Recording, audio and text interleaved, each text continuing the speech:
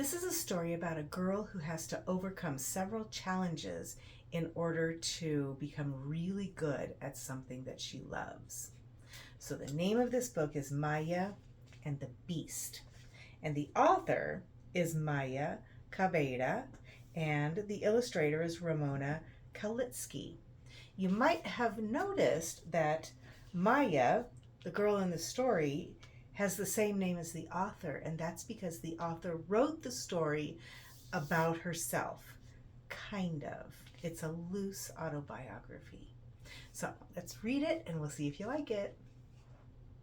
Maya and the Beast. And you'll see there's a shell there because the shell plays a special part in this book towards the end.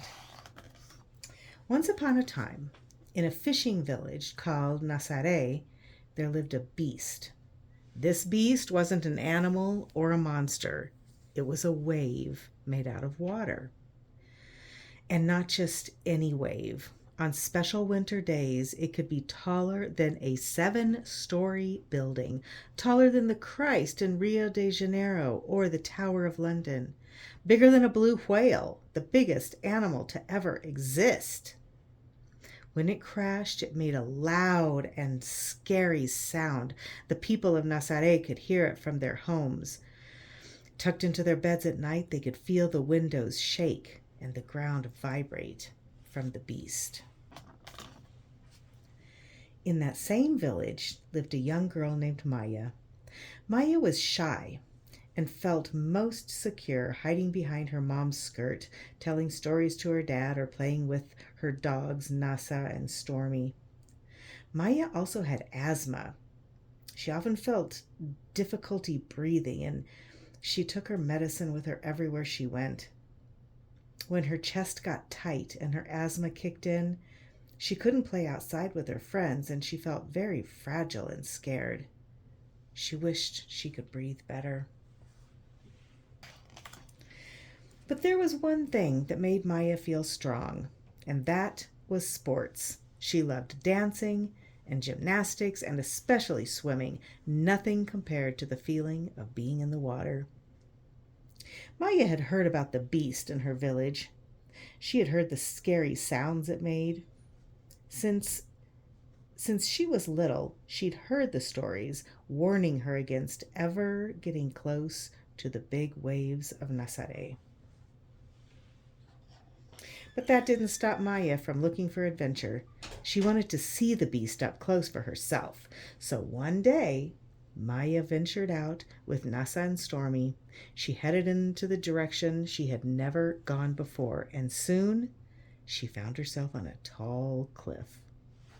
Maya stood on the cliff and looked out towards the water.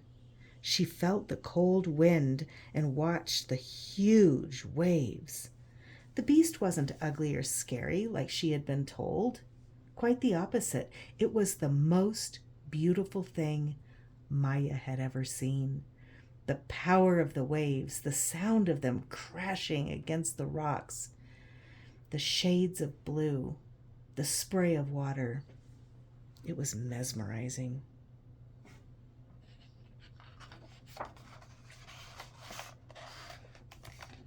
And there was something else, too. There were boys in that water. They were gliding across the waves, tiny creatures against the blue.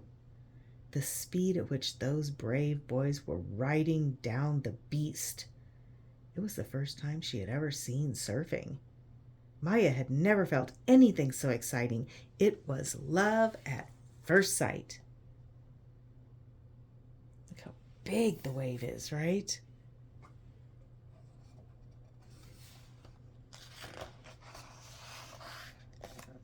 When she got home, she told her dad what she had witnessed.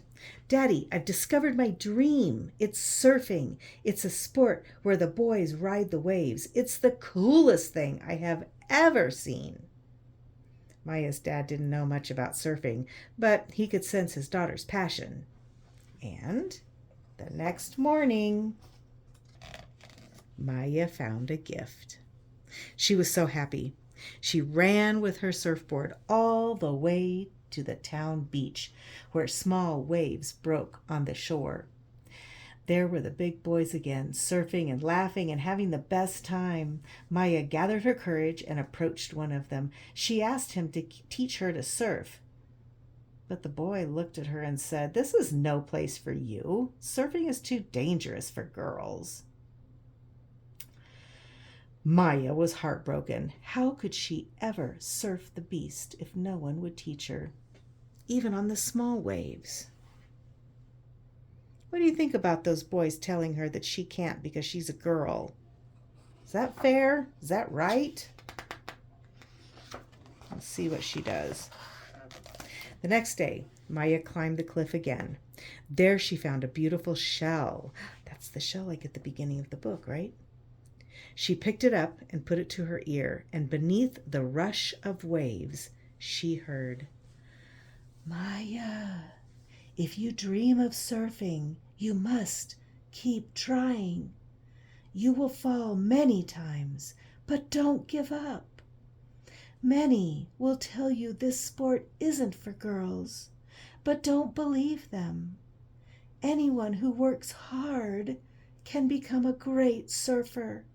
You can become a great surfer, Maya."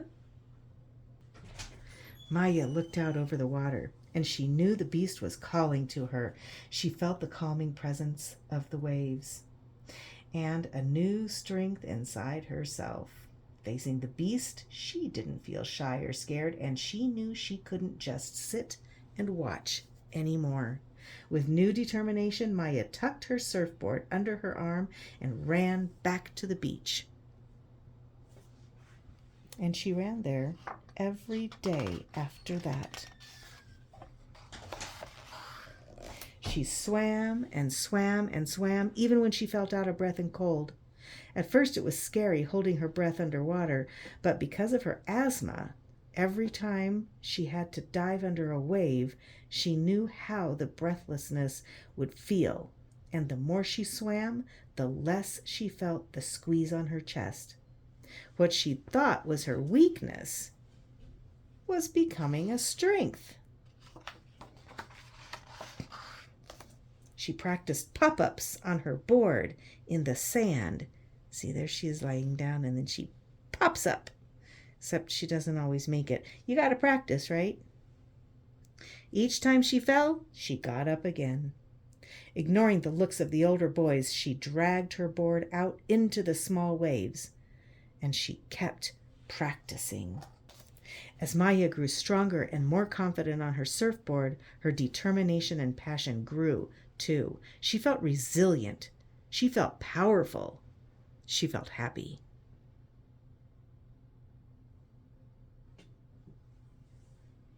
That wave is not nearly as big as the beast, but it looks big, doesn't it? It's bigger than her. One day she returned to the cliff, looking for that special shell, and when she found it, she put it to her ear, and she heard, "The beast is proud of you, Maya. Never give up on your dreams, and be kind to those who will help you along the way. All of us are tiny creatures in a big world, but even the tiniest of people can have bravery as big as the sea."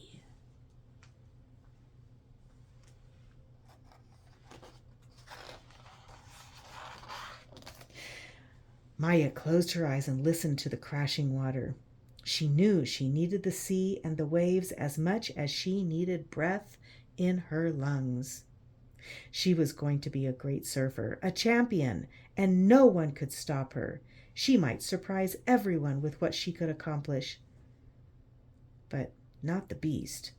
She dreamed of the day she would prove that a girl could ride the biggest wave in the world. And one day, she did. Wow, huh? She did it. She did learn how to be a fantastic surfer. So like I said, she had to overcome obstacles in order to reach her goal, reach her dream. And she did become a very famous, in real life, a very famous surfer. And one of the most fantastic things is that she is a woman, and very few really good surfers are women. So good for her. And let me tell you, she started off in Brazil, and then she moved to Australia and she surfed there when she was still a teenager. And then, still a teenager, she went to Hawaii and surfed there. And she's lived in all of these beaches, fabulous places. And now she lives in Portugal, where the story takes place, and that biggest wave of all is. She set the record in the 2018 Guinness World Record for the biggest wave ever surfed by a woman. And then she broke her own record in 2020 with a wave that was more than 73 feet high. So she's pretty spectacular. And that just goes to show you that girls can do anything they want to put their mind to.